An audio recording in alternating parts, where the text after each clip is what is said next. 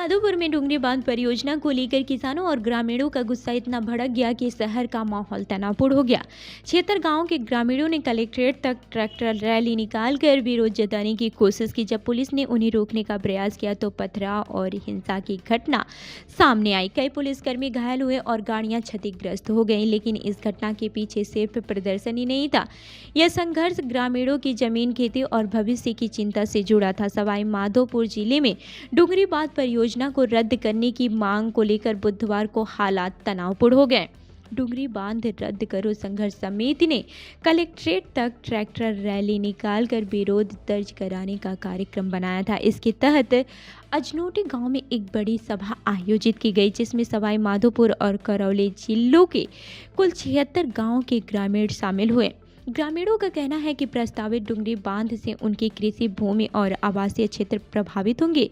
सभा दोपहर करीब 12 बजे शुरू हुई, जिसमें वक्ताओं ने अपनी बात रखी। धीरे धीरे कुछ ग्रामीण लंबी भाषणबाजी से नाराज होकर तत्काल कलेक्ट्रेट पहुंचकर प्रदर्शन करने लगे। कुछ युवक ट्रैक्टर लेकर कलेक्ट्रेट की ओर बढ़े।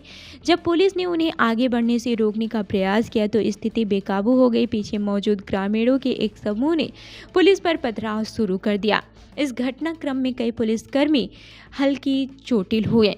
वहीं पुलिस की कुछ गाड़ियां भी क्षतिग्रस्त हो गईं। स्थिति को नियंत्रित करने के लिए पुलिस ने सख्त कदम उठाए। कलेक्ट्रेट जाने वाले मार्ग पर बैरिकेडिंग कर दी। इसका असर लालसोट कोटा मेगा हाईवे पर भी देखने को मिला, जहां कुछ समय के लिए यातायात ठप हो गया। अजनोटी गांव से लेकर सवाई माधोपुर शहर तक का इलाका पुलिस छावनी में तब्दील नजर आया। नगर प्रशासन ने कहा कि शांति बनाए रखना प्राथमिकता है और किसी भी तरह की हिंसा पर कड़ी कार्रवाई की जाएगी। वहीं ग्रामीणों का कहना है कि उनका प्रदर्शन शांतिपूर्ण था, लेकिन पुलिस की रोकथाम और परियोजना के विरोध में गुस्से के कारण हालात बिगड़ गए। खास बात यह है कि ये घटना केवल विरोध प्रदर्शन नहीं है, इसके पीछे ग्रामीणों की कृषि और आवासीय जमीन को बचाने की चिंता है। कई लोग ये मानते हैं कि डुंगरी बांध से उनके खेतों, पानी और जीवन यापन पर असर पड़ेगा। इसके कारण उनका विरोध भावनात्मक और जमीन आधारित था, जो अचानक हिंसक रूप ले गया।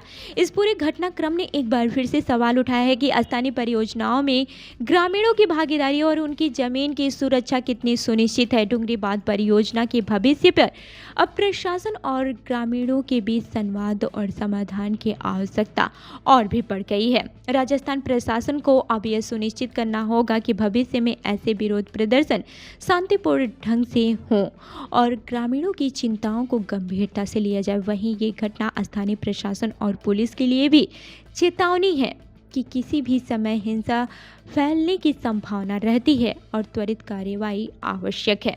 तो इस खबर पर आपकी क्या राय है, हमें कमेंट करके ज़रूर बताएं और ऐसी ही अन्य खबरों के लिए हमारी वेबसाइट www.prvnewsindia.com पर विजिट करें। धन्यवाद।